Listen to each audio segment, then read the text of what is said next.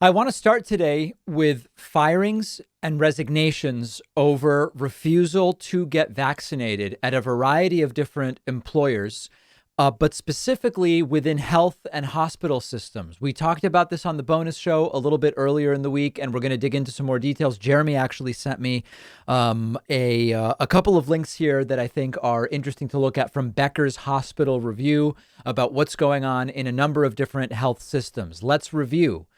1,400 unvaccinated workers leave Northwell Health. A total of 1,400 employees of New Hyde Park, New York-based Northwell Health either resigned or were terminated for refusing to get vaccinated against COVID-19, confirmed by a spokesperson. The departures, announced 1 week after New York State's mandate took effect, requiring healthcare workers get at least one shot by September 27, included about 24 leaders at the management level or higher, and represent under 2% of Northwell's employees. With the departures, Northwell is now reporting a 100% vaccinated workforce. This is, as it mentions in the article, a 23 hospital system and the largest healthcare provider in New York State, 76,000 employees, and one of a few that have terminated workers for choosing not to get vaccinated. So 1,400 is a very big number. At the same time, it's under 2%. At the same time, that's still at close to 2% is much higher than the 0.5% to 1% number that we previously thought about as a likely outcome for many of these requirements. Okay, continuing. Kaiser suspends 2,200 unvaccinated employees. Kaiser Permanente has placed just over 2,200 employees on leave, unpaid, as of October 4, for failing to comply with the system's COVID-19 vaccine requirement. Kaiser announced the vaccine mandate in early August, gave employees and physicians until September 30 to become fully vaccinated for COVID-19 or apply for medical or religious exemptions. 78% of the system's employees and physicians were vaccinated as of August 2nd. That's now more than 92%. The suspended employees make up less than 1% of the nearly 240,000 person workforce. The number of employees on leave is declining as more and more workers comply.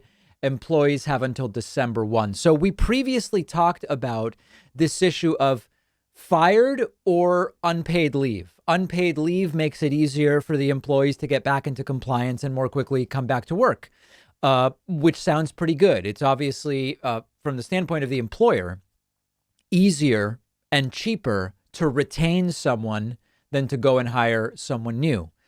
It also probably, from the perspective of the employee, if you just get fired and now, even if you go and get vaccinated, you've got to reapply or do you look somewhere else? If you're just on unpaid leave, it's as simple as you go and get vaccinated, you can go back to work. It seems better for both employee and employer, and it does seem to be working there. They're at about 1% non-compliant so far, fully confirmed non-compliant. And then at another health system, 400 Henry Ford workers leave their jobs over the mandate. This is the Detroit-based Henry Ford Health System. Employees who left their jobs represent about 1% of the 33,000 person workforce. About 1,900 workers got exemptions from the vaccination mandate. More than 30,000 are vaccinated. They say, all things considered, we're losing a very small segment of our workforce. I quite frankly wish that was zero, but it's not, said Bob Riney, president of healthcare operations and COO. But it's a very small percentage, and our new hire process is already offsetting the folks who declined to be vaccinated and resigned. So all in all, pretty good. Pretty good when you look at the percentage. One of the big success stories on these mandates and requirements is United Airlines. United Airlines is now, this is as of last week. Actually, I looked for newer numbers and couldn't find them. So this is already a week old. But United was down to only 320 unvaccinated people left. They were at 593 at one point, now down to 320. That's out of 67,000 employees. That is about half of 1% and continuing to go down. The combination is 96% just got the vaccine, 2,000 sought exemptions, and they were, as of a week ago, down to 320. This works. This works. And as we've said before, most people want to stay in their job. I was going to say most people like their job. That I don't know about. That's a little more complicated. But most people see the value in staying in their job. And at the end of the day, it's just an additional vaccine of the many that may already be required. It is not constitutionally problematic. It is not legally problematic. It is not morally problematic. It's just the right thing to do.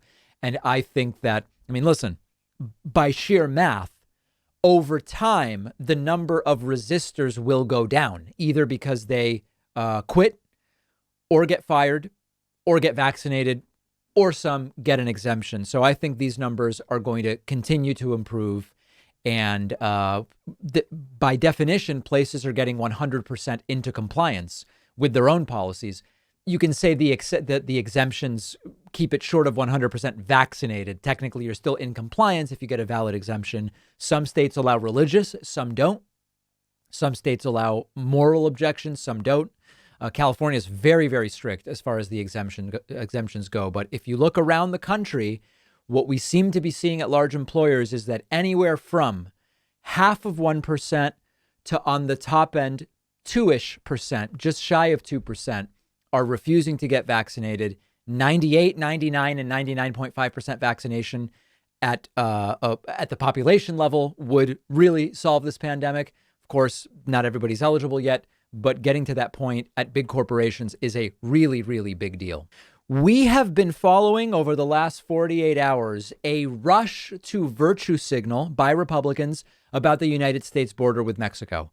Even governors, senators, members of Congress from landlocked, non-border states are jumping in on the bandwagon. Why? Well, because as Joni Ernst said in a video, which we'll look at in a moment, every state is now a border state. First of all, we have to understand at the top level what's going on here. Very little has changed under the Biden administration since the Trump administration as far as immigration goes.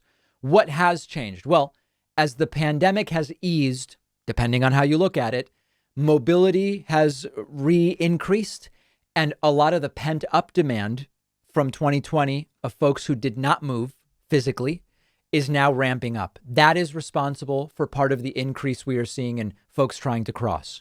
Seasonality plays a role. We talked about that in the spring. In the spring, seasonality plays a role compared to winter months under Trump that are the basis for comparison. But very little has actually changed. The Haitian situation has not been particularly dealt with by Joe Biden, but that's we don't think it's been dealt with well in a different way than Republicans don't think it's been dealt with well. But Republicans want to make it seem as though Joe Biden has opened the border and is saying, come on in to whoever the hell wants to come in. And I'm going to play some clips for you here of a variety of different Republicans jumping in on the action. Here is Senator Joni Ernst. She's from Iowa, a landlocked state nowhere near the U.S.-Mexico border. Listen to what she had to say. The reality is that every state is now a border state. All of the issues that are affecting Texas and those that are seeing this sweep of illegals coming across the border, all of those issues are now facing every other state. Yeah. So the argument that they are making is people might come in through a border state, but then they use extremely dehumanizing language. Like animals, cockroaches, they just spread into all these different states. This is the gist. This is the imagery. She goes on to go full Trump in her fear mongering, talking about rapists. That's just they love talking about rapists when they talk about the border. With an extraordinary number of people crossing the border illegally, of course, we're going to have rapists. We're going to have those that are terrorists. We're going to have other bad people entering. All right. So if that vocabulary sounds familiar to you, it should, because it's the exact same vocabulary with which Donald Trump opened his 2016 Republican primary campaign for president. Really, in 2015 is when he actually started it. Then we go. This one's just amazing. Ted Cruz puts on a performance. There was a shooting yesterday in Texas. And Ted Cruz has one of these incredible performances where he does his sort of like fake, genuine, very somber, and then pivots directly from the school shooting to just go after Joe Biden for the border. It's weirdly jarring. And there have been far too many of these at far too many schools. And so we are grateful for the courage and the heroism of the first responders. And we are hopeful that all of the students or individuals who may have been injured will come through and survive. Right. We're here today because of the Biden border crisis that continues to rage on the southern border. Yeah. All right, so we dropped in there to hear a little bit. What a transition, folks. What a transition. And a very similar dynamic actually down at the border. Republican Texas Governor Greg Abbott went down to the border. They set up an entire dog and pony show with, you can see in the background if you're watching, I see a chopper or two, tanks, I think, armored vehicles of different kinds. And in this clip, you're going to hear Greg Abbott talk about the influx of migrants at the southern border. Take a listen. This is one of, if not the most urgent matter that we're facing in the United States at this time. And it's time for the Biden administration to wake up and get on the job and do its job to protect the sovereignty and safety of the United States of America. Now, remember, very little has changed. This urgency is a very concocted, fabricated, essentially out of thin air. What changed? A Democrat is in the White House. That's what changed. We have had an ebb and flow on this issue. We have no permanent status for DACA recipients. We have not done all sorts of other types of reform that have been discussed for a very long time. And this is a virtue signaling party that they are essentially throwing for themselves. Greg Abbott was actually, just to kind of close the loop on the school shooting as well, Greg Abbott was asked about the school shooter, and he said, listen, this is not about gun control because the school shooter possessed the gun illegally anyway. About the shooting, Governor, are you concerned that the new law of constitutional carry is sending the wrong message to young people and that we could see more school shootings? So very importantly, with regard to the school shooting that took place today, as well as with really any school shooting that I'm aware of, the gun that was possessed by the shooter was possessed illegally. And we will make sure that laws are enforced and those who act illegally will be held accountable. So listen, first of all, I'm almost positive that not long ago, we have so many school shootings in this country, it's hard to keep track. But I'm pretty sure that under the Trump administration, I'm not blaming Trump, I'm just saying during the time Trump was president, there was a school shooting where the guns were legally owned, although maybe that was the one in California at the BART station. There's so many shootings in the United States that it's difficult to keep track. But the point is they always go, they go, listen, the laws don't matter because the shooters will just get the guns illegally. But as we've said many times before, if you have more uniform laws, you make it more difficult to just go to the neighboring place to get the guns illegally because there are simply fewer guns around. At some point, the illegal gun was a legal gun. And then something happened. You know, they like to say, well, if guns are stolen, that's no one's fault. But of course, we know there are many other ways that these guns ultimately end up in the hands of people who do wrong with them. So on the shooting, the normal stuff we would expect. But this border craze they all of a sudden have. Fox News with the chyrons and the lower thirds about panic, panic, panic at the border. Remember that very modest changes in terms of circumstances from Trump to Biden. But what's changed is Biden's a Democrat, Trump was a Republican, and now Republicans want to talk about this. Let me know your thoughts. You can find me on Twitter at @dpacman. And remember that on Tuesday, October 19, we are doing a live viewer town hall at 6 p.m. Eastern. It will be streamed live only on the second YouTube channel, Pacman Live. Find it at youtube.com/Pacman Live. And 6 p.m. Eastern, Tuesday, October 19. Consider yourself invited to grab a membership on my website, joinpacman.com. One of our primary sources of revenue. We do an extra show every single day for our members, and you can use the coupon code BETTER21 to get a discount. I was browsing the David Pacman Show subreddit this morning. You can find the subreddit at davidpacman.com/Reddit. We are close to, looks like close to 33,000 subscribers to the subreddit. It's free. I'm selling you nothing other than a good time. Let's look at a few interesting posts I spotted this morning. One is, are you going to get the flu shot this year? User Lime Guy actually put up a poll, and the poll results an unscientific survey of our subreddit audience. Let's see here. Percent. I don't even see percentages here. It looks like it's about 2/3 say yes, they are going to get the flu shot.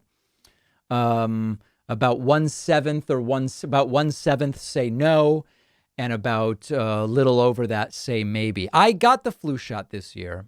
It felt great. It really did. I think my arm bothered me a little bit the next day. Otherwise, no symptoms. Much more fun than the COVID vaccination series. Let me put it that way. I felt pretty lousy after that. Listen, in particular, with hospitals very full with COVID, anything I can do to reduce the odds that I need to go to the hospital for another reason, or that a member of my family needs to go to the hospital for whatever reason, I'm going to do. And so, yes, I got the flu shot. I feel very good about it. New data says you can get the flu shot and the COVID shot very close together. I think Kathy Griffin even posted a video or a picture of herself getting them at the same time. Extremely safe and worth doing. So I hope people will do it. Another user says, has David ever spoken about subreddits like Herman Cain Award? I'd be curious to know what he thinks about a subreddit like this. I'd imagine he's not a fan, as he doesn't seem to indulge in the schadenfreude many seem to in regards to the pandemic. To the subreddit at large, what are your thoughts on the Herman Cain Award? Is it doing some modicum of good by spreading awareness, or is the toxicity becoming a problem? Users have gotten in touch with extended family of the deceased, harassing them, and some of the rhetoric on the subreddit has escalated. For my part, I'm a fan of getting people vaccinated, but none of the aforementioned issues. Yeah, I mean, listen, the doxing and the harassing family members of those who died unvaccinated from COVID, yeah, that's a hard no for me. I do have no problem with, and I've done it on the show, highlighting loud anti-vaccine voices who told everybody not to get vaccinated and said they weren't getting vaccinated, and then they got COVID and then they died. Not because I enjoy the fact that they died, but because I hope that they are cautionary tales for other people to go and get themselves vaccinated. So to the extent that on Herman Cain Award, there is cheering, and it's called Herman Cain Award for people who may not know, because Herman Cain died of COVID as far as we know, and he may have gotten it at a Trump rally, although it's speculative. It's not clear that that's actually the case, but that's the reason for the name of the subreddit. Celebrating the deaths, I'm not a fan of, and I've only looked at that subreddit once, and there was some toxicity on it, I won't lie. But if we can make, if the death can become a cautionary tale and get people vaccinated, either way, someone tragically died, but it doesn't have to be completely in vain if it maybe helps somebody else. Another post I spotted on the subreddit: how can these folks like the teacher David showed video of very recently, who make the claim that they don't want to put the vaccine into their body and how it's their right, etc., how can they also simply ignore the option for being tested with some frequency instead? The fact they ignore that makes it look like they actually want to infect people. What possible issue would they have with COVID testing as a replacement for getting the vaccine? What you have to remember is that they don't want to do anything that is under the umbrella of a mandate. So if the problem, you're completely right. If the problem is vaccination and you can skip vaccination with testing, then you say, great, I'll do the testing weekly, or I'll do the testing daily, or whatever is required by my employer or agency, or whatever the case may be. It's not really just about the vaccine. For some, it's about the vaccine, but it's also about not doing anything someone else tells you to do. And so if you're being told you've got to do one of these two things, vaccine or test, it becomes less about the vaccine and more about freedom, liberty. I'm going to do whatever the hell I want to do. Now, we've already talked about how your freedom to do something has to be balanced against others' freedom not to be damaged by your actions conversation we've already had. But it exposes the fact that so many people who say, I just have a problem with the vaccine, also refuse to be tested or don't want to be tested, shows us it's not really about the vaccine, or at least it's not only about the vaccine. Join the subreddit at davidpakman.com/Reddit. All right, I'm going to play for you just a little bit of another one of these bogus interviews with employees from Facebook. We've now had one or two of these every single day. The backstory, of course, is that we had these whistleblower documents leaked. We now actually learned the identity, Frances Haugen, of the whistleblower on 60 Minutes Sunday, testified on Monday or Tuesday of this week. And Facebook has been falling all over itself to respond to the different claims, including, sort of most importantly, we could say, that they know Facebook and or Instagram aren't so good for a lot of people's mental health, and that a lot of the things that do most well on the platforms are disinformation and things that are bad for body image and so on and so forth. And they still allow the algorithm, at minimum, if not encourage the algorithm, to surface those things because it generates clicks and it generates engagement, keeps people on the platform, and generates ad revenue as a result. So we had an interview on NPR earlier in the week with one guy who seemed completely unprepared. We had an interview from CNN on yesterday's show with a woman who was sort of like denying every claim that was being made, even though they were really non-denial denials. They were very squishy denials. Now I have video here of Facebook's global head of security, Antigone Davis. That name brings me back to junior English. Antigone Davis, who, without really denying that pushing content that upsets people is what they do, says it wouldn't be logical for Facebook to do it. Listen very carefully to what she says. It's actually extraordinarily short-sighted. So if you think about somebody's experience on the platform, if they're having a very negative experience, at some point they're going to turn away from that negative experience. So to suggest that we'd optimize towards something negative for the long-term value of business just doesn't actually, it is illogical. It doesn't make sense. So she's claiming it wouldn't make sense to optimize for a type of content that upsets people. Wouldn't make sense because then people get upset and then they leave the platform. Except it doesn't happen. It doesn't happen partially because people are sort of addicted to these platforms and you can endlessly scroll and see what's the next thing. Do I have notifications? Did someone send me a message? Partially because there's a sort of like a slot machine effect where you might scroll and see something cool or not. And so the variable reward system works to keep people scrolling. And a lot of people might feel like crap, but not realize it's because of browsing social media, comparing yourself to others and whatever else the case may be. So she, first of all, doesn't really deny it. She just says it would be illogical. It ignores the fact that this is a business model. I mean, like, think about tobacco. The long term, tobacco, cigarettes are not optimized for the long term. Why? Because they kill the users. Okay. But in the short term, particularly because nicotine is addictive, you generate a ton of money. So the idea that it's not a logical business model to do something that in the long term hurts your customers, idiotic, absolutely idiotic. And the denial is a very, very soft and squishy denial, as I like to call it. Now, in the midst of all this, remember, Facebook also had an outage on Monday. Facebook has now told the story of why they say the outage took place. The outage was the longest stretch of downtime for Facebook since 2008. To all the people and businesses around the world who depend on us, we're sorry, said Facebook. Facebook shares were down 5% Monday, up 1% Tuesday. Facebook is saying that the issue was caused by configuration changes on the backbone routers. And what the changes were was not said. The changes caused, quote, issues that interrupted the flow of traffic between routers in Facebook's data centers around the world.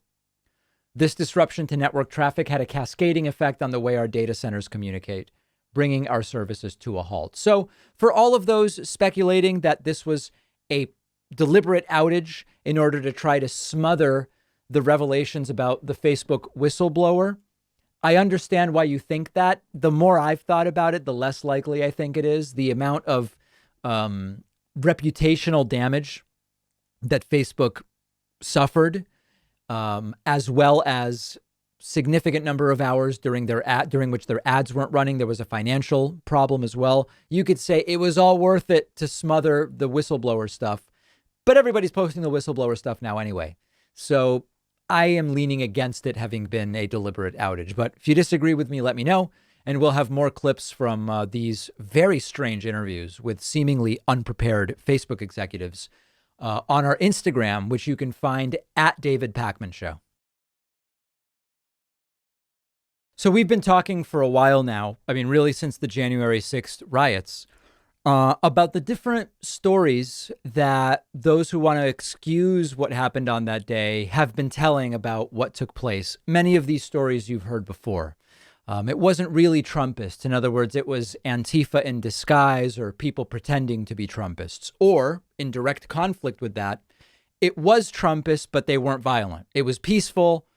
Obviously, those two can't both be true, but these are examples of conflicting explanations for what took place. Or a few people did the wrong thing, and it was less about politics, but more about those people being unhinged or whatever, and they should be punished, but not too bad, because for political reasons, they're being held without bail, and it's all too strict, and the conditions aren't good, and one guy didn't get vegan food, and so on and so forth. So there've been all these different stories told.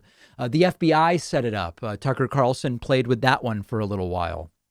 Going to play a clip for you here, which is kind of like the next iteration, the next step in the evolution of this. And this is a clip of Newsmax host Greg Kelly suggesting that Democrats set up the riots and maybe even carried them out. Maybe in some general sense, Democrats set the conditions for the riots, but maybe they actually just planned it. They did it. They did the whole thing. So let's just go to this clip.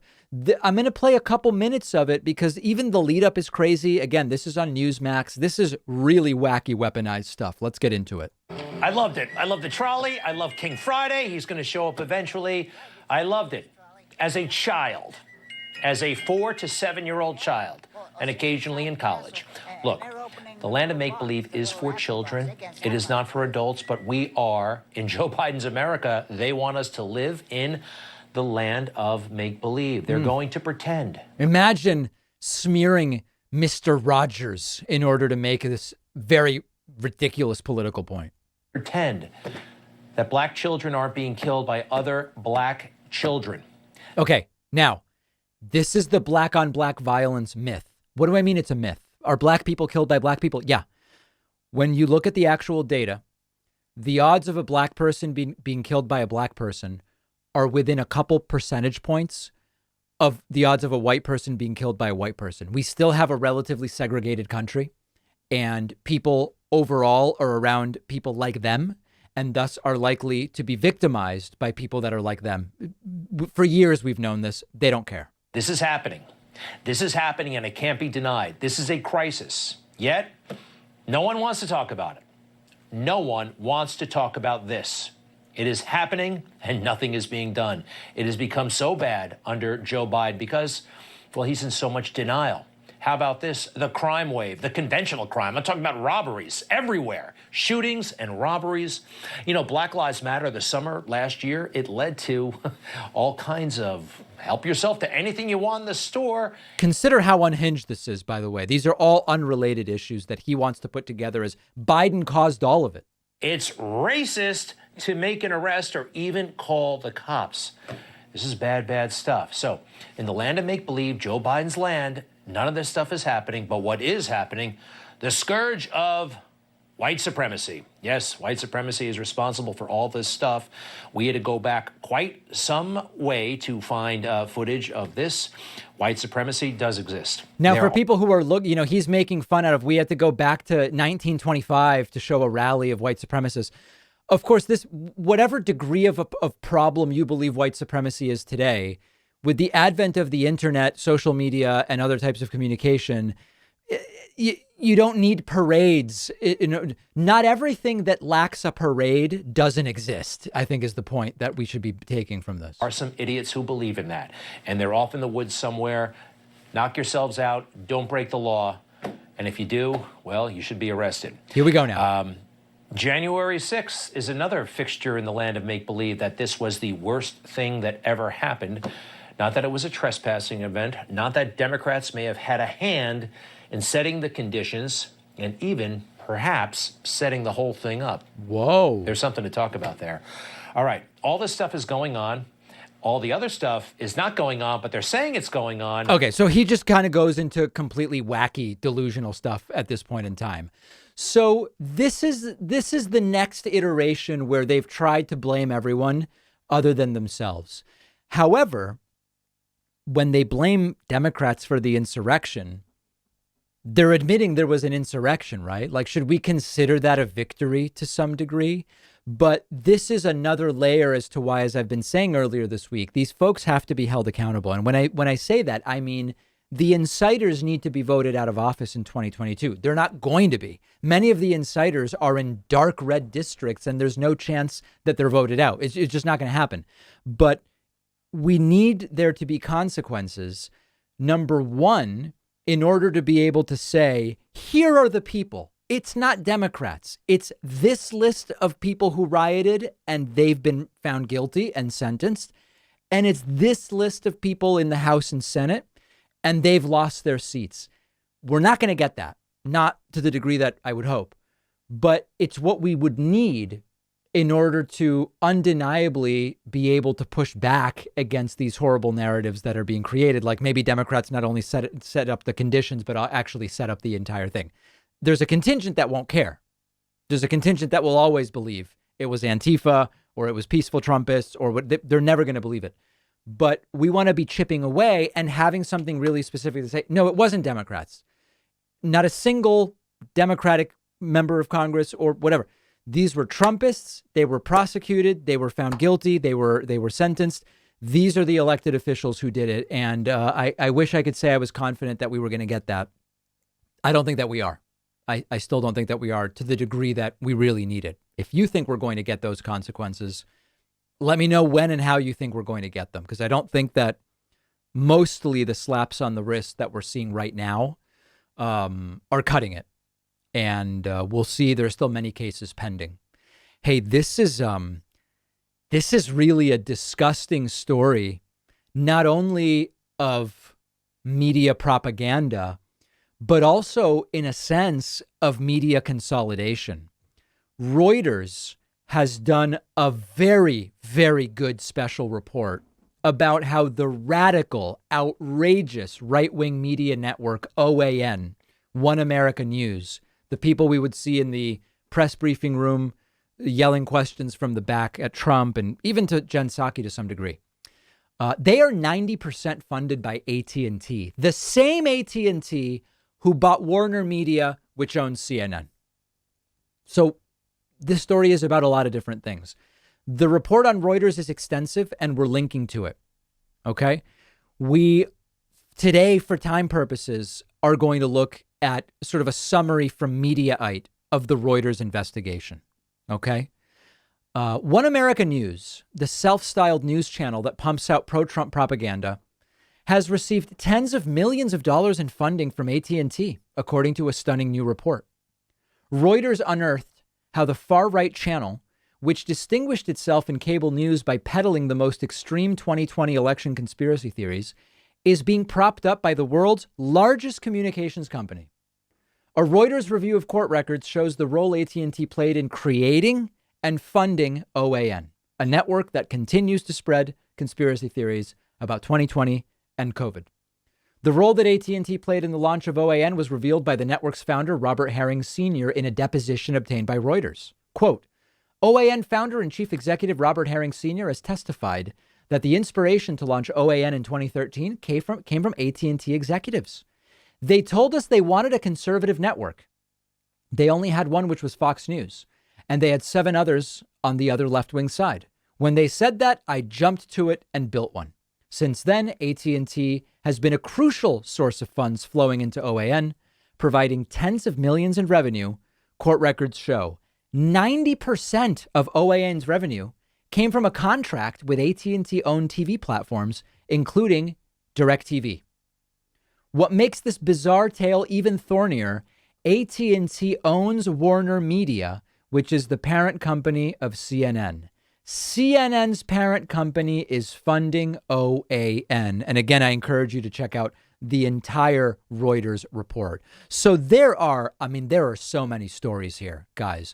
First of all, maybe antitrust laws are there for a reason. Maybe we should be having more than just a handful of internet service providers who are vertically integrated and also own the programming. Okay, that's number one. We have many of these laws on the books. There's been no appetite from Republicans or Democrats really in enforcing this stuff. You do hear sometimes from Democrats, we got to break up this, that, the other thing. We've heard it from Bernie, Elizabeth Warren, not nearly the topic that it should be. That's one story. Second story, CNN has done a bunch of critiques of OAN. Okay, they've exposed OAN's lack of journalistic integrity, and they did it accurately. Does CNN know when they do that the parent company is the same? They're owned by Warner, which is owned by AT&T, and AT&T it's not owned, but is the main funder of OAN. It wasn't mentioned in the segments that were done on CNN. Makes me wonder whether they even know it. If either way, you would think it's something that should be disclosed. Now, full disclosure, it appears as though AT&T also owns this show. No, I'm kidding. That's not the type of disclosure I'm talking about. It appears as though AT&T is in the process of selling Warner Media. So at some point, the CNN OAN connection may no longer be true. But this is another example also of how we have to remember the primary bias of corporate media is money.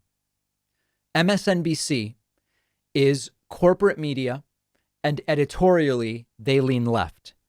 Fox News is corporate media. Editorially, they don't just lean right. I mean, Fox is on the right, something different than what MSNBC is on the left. CNN has been anti-Trump, I would say objectively so, because of the disasters Trump did during his presidency. But fundamentally, CNN is a for-profit entity, and that's the number one bias above all else. And we have to remember that a lot of this stuff, the technology for delivering this stuff becomes invisible, and we just look at, it's, Rachel Maddow here, and then it's Hannity here. We've got to remember the technology has its own biases and structure that kind of overrides all of this other stuff. And AT&T, we've got stuff that's considered more left and stuff that's considered, basically, we just want to be able to monetize all these different things. That's the bottom line. And whether ultimately we will see any serious enforcement of antitrust, I don't know. But there is certainly, the problem is that even now that Republicans talk about antitrust and breaking up companies, they're really just wanting to break up social media or control social media so that Twitter can't ban conservatives. Like it's completely cynical, their newfound desire to deal with antitrust. The laws have been on the books for decades, could have been enforced all along, and they just don't want to do it. So we'll see what happens. Read the report from Reuters on AT&T funding OAN. We'll post a link to it in the description to the YouTube video. And we'll be back right after this. All right, I want to talk about some Republican reactions to the recent Facebook whistleblowers' revelations, allegations, statements during the testimony that happened earlier this week. That is going to give us a little bit of an entryway into Matt Gaetz. Then we'll talk about Matt Gaetz's recent statements when actually questioned about whether he's worried about the possible building sex trafficking case against him. It's all really, really wacky. But let's start first with the Facebook stuff. Okay, so Frances Haugen is the whistleblower. We learned the identity of the whistleblower Sunday night on 60 Minutes. Monday, she testified in Washington, D.C. Matt Gaetz is suggesting that the whistleblower may be a false flag being advised by former Obama staffers. What it means to be a false flag whistleblower, I don't know. The documents have not been called inauthentic. Facebook has just rejected some people's characterization of the documents. Facebook has denied that they do the things the documents show that they do, but the documents have not been called inauthentic. And so it just always starts to get conspiratorial and weird. Here's Matt Gaetz appearing on, of course, OAN, which we found out earlier today, is 90% funded by AT&T. Let's start there. And that brings us to the non-whistleblower. Okay. I think folks should really question whether or not this is a false flag. Ms. Haugen is apparently now being advised by members of the Obama team. Whoa. That certainly doesn't strike us as someone trying to advance the conversation to democratize access to information. And when you get down to the core of what she wants, it is a basis for Facebook to be able to discriminate against viewpoints that they don't particularly like. So this is a couple points here, all right? And then we're going to look at a clip also of the brilliant Madison Cawthorn explaining what he believes this is all about. So a couple different points here. First of all, the idea that all of this is to be able to further suppress right-wing viewpoints on Facebook. Right-wing viewpoints dominate Facebook. I mean, just dominate Facebook. You look at the top posts on Facebook most days. It's Ben Shapiro. It's Hannity. It's Dan Bongino. Occasionally, there will be a Rachel Maddow clip. It's Tucker. It's actually quite the opposite in practice of what's going on Facebook. Reports that Mark Zuckerberg has been meeting with Tucker Carlson and other right-wing media figures. That doesn't mean that he believes in their political views necessarily, but the idea that Facebook is just very disrespectful to right-wing viewpoints. Overwhelmingly, right-wing nuttery is spreading on Facebook. It's a nexus of this stuff. So that's Matt Gaetz. Then we go to Madison Cawthorn, who in his sort of mealy-mouthed way says kind of the same thing. This is all a way to try to justify censorship of right-wingers. I don't think that he should be forced out. But, you know, I have to tell you, and this is purely conjecture. Yeah. This Glad you mentioned that, Madison. Good. Whistleblower they had come up to Capitol Hill who went out onto 60 Minutes just on Sunday. And then in 48 hours, she wound up in front of Congress. Let me tell you, that's the fastest I've ever seen Congress move. Now, let's deal with that first of all. 60 Minutes films their stuff well in advance. It's an edited, produced show. And there is no question that people knew this was happening. This was airing on Sunday night. With all of the different legal clearances that have to take place and so many different things. I don't know when it was filmed, the interview with the whistleblower, Frances Haugen, but the idea that, whoever, right? I mean, Chuck Schumer sitting at home and Sunday night, the interview shows up on TV and he calls and he says, ma'am, come to Washington. Of course, that's not the way it happened. So just the timing thing as part of the basis for this conspiracy really is what it is. Conspiracy theory just doesn't pass the sniff test. I believe that she is actually there to try and advocate for more censorship and less freedom of speech, because this is an anti-competition marketplace for the Facebook as long as there's more regulations. She didn't argue for that. She simply didn't argue for that. And so this is sort of the story that they are latching onto. And it's really, really interesting because there's this incredible, it's not even a hypocrisy, but you have this idea of they don't want regulation, but they want Facebook and some of these social media platforms to be forced to allow the right-wing stuff to be published, which is regulation. But then when Congress actually acts and people start asking questions and holding hearings to say, well, maybe there should be regulation, they say, no, that type of regulation censorship. Wait, so did you want because it's still regulation to go to Facebook and say, you've got to publish everything Ben Shapiro says and everything Madison Cawthorn says, or whatever the case may be. That's very heavy-handed government intrusion into a private company's business model. Publicly traded, but it's not a government entity is the point. So that's very heavy-handed regulation, which they want. But then at the same time, Frances Haugen is brought to D.C. and let's figure out what we can do. And now the fear is, oh, no. Democrats are going to try to regulate Facebook and to try to live. It's not about principles is the point. Endlessly, I've told you, these people, they claim to be about principles. They're not. They're about whatever justifies the outcome they want at the time. They'll tell you A is the reason that the outcome should be the outcome. And the next day they'll tell you the opposite of A. As long as it points to the outcome they want, that's all they care about. So that's Matt Gaetz and Madison Cawthorn on Facebook. Let's stick with Matt Gaetz now in our next story and give you an update there. So things are still happening as far as Matt Gaetz and the possible sex trafficking allegations. Article from the Associated Press about Joel Greenberg. Joel Greenberg is the friend of Matt Gaetz who pleaded guilty earlier this year to sex trafficking. He is asking a judge to postpone sentencing until next year so he can keep coordinating with federal authorities. Now, our layperson's understanding of this from the outside is that Joel Greenberg's cooperation goes specifically to the substance of what Matt Gaetz did and what Matt Gaetz was involved with.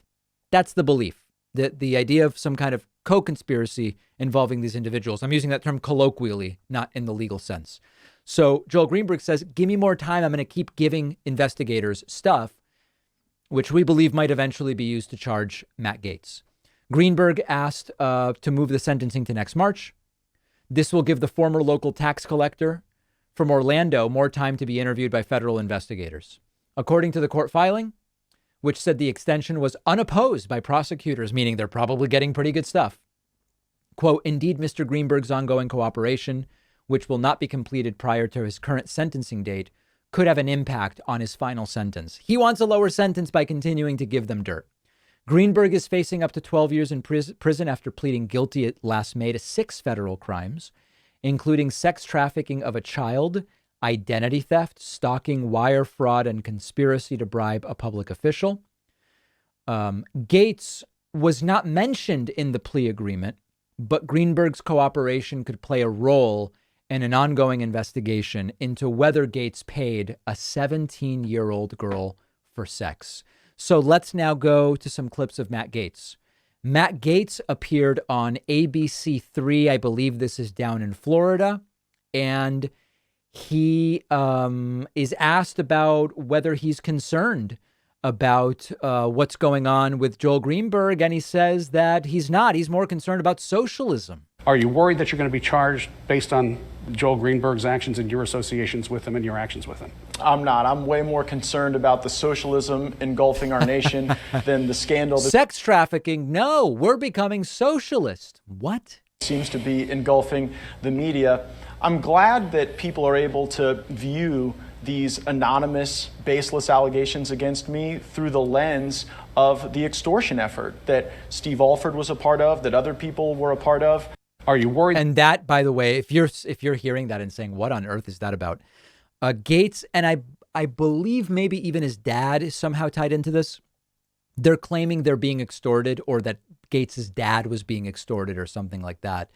Then asked more about Joel Greenberg, and Gaetz basically seems to throw him under the bus and says he regrets ever having been associated with Joel Greenberg here. I believe there may have been a time where Greenberg swung by the office, but it certainly didn't have anything to do with any bad acts on my part. No. Are you guys still friends, or I'm assuming the answer is no? No, when I became aware of some of Greenberg's misdeeds, I deeply regretted my friendship with him. And misdeeds in which Gaetz is believed to be involved. On that note, I want to speak to my constituents. Go ahead. Because Please. I do believe that it's fair for the people of Northwest Florida to judge me based on the associations that I've had. And Fair. I deeply regret my association with Joel Greenberg, politically, socially, and otherwise. But when folks evaluate that, I hope they evaluate it alongside the good work that I've done. Yeah, unfortunately, the other stuff he's done is also terrible. Now, in Florida, they may not think that. He's from a conservative part of Florida, or represents a conservative part of Florida. They may not see it that way. But we still reasonably think Matt Gaetz could end up charged with some pretty serious crimes. And I told you, was it last week or was it Monday? Must have been last week. Maybe it was 3 years ago. I don't know. Time's weird these days. No, I think it was last week that Gaetz has hired a who's who roster of lawyers who specialize in defending against sex crimes. Now, he's entitled to do that. Everybody's entitled to a defense. He's innocent until proven guilty. Hasn't even been charged yet. You tend to get lawyers expert in the subject relevant to your interactions with the law. And so the fact that he's hiring experts in defending sex crimes certainly points to the probability, or possibility, I guess better said, that such crimes may be what he is ultimately charged with. We're going to follow it. Hopefully sooner than later, we'll know where this is going. We have a voicemail number, which is 219-2-DAVID-P. Totally different vibe today for voicemail. It's a very personal voicemail segment. Take a listen to this. Hey, David. This is Dargum from Atlanta, Georgia. I'm 19. And I just had a quick question about what you eat for breakfast. Honestly, I think you should start a health segment maybe, or even on your clips or something, because everyone can benefit from David Tips. Well, listen, I am not going to give any health advice here. That I am not qualified to do that. And you should go to, I don't know who, a doctor, nutritionist, I don't know.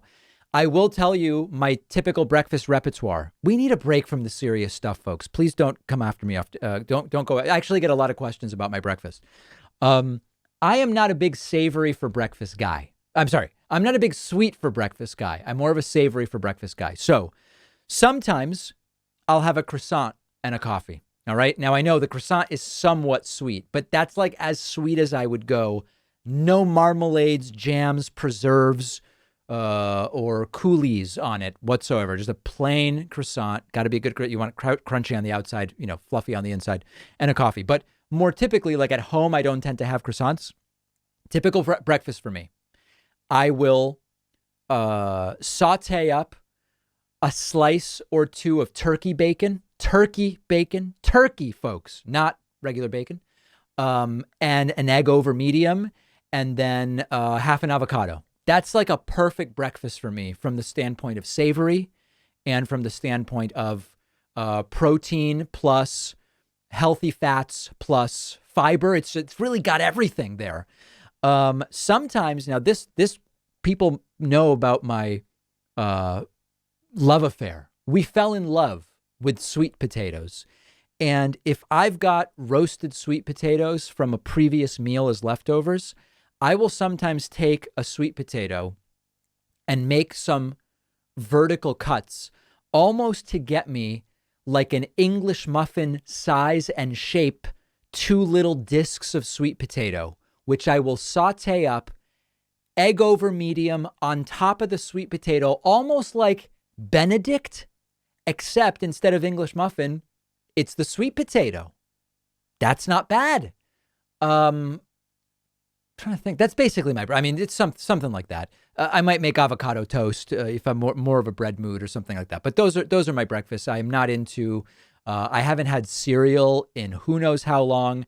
I'm a fan of oatmeal, but not for breakfast. I like yogurt, but not for breakfast. All right, let's move on because this is just a waste of everybody's time. I hope I've answered the question sufficiently. On the bonus show today, European Parliament calls for a flat-out ban on facial recognition. Some people say ban the virus and get rid of it. European Parliament is saying ban facial recognition. In Texas, a man has been sentenced to 15 months in prison for posting COVID-19 hoaxes on social media. Very serious. And Los Angeles has indeed approved that strict COVID vaccination mandate that on Monday we said could be coming. They have approved it. I will talk about all of those stories and more on today's bonus show. How do you get access to the bonus show? It could not be simpler. You go to joinpacman.com and you get a membership.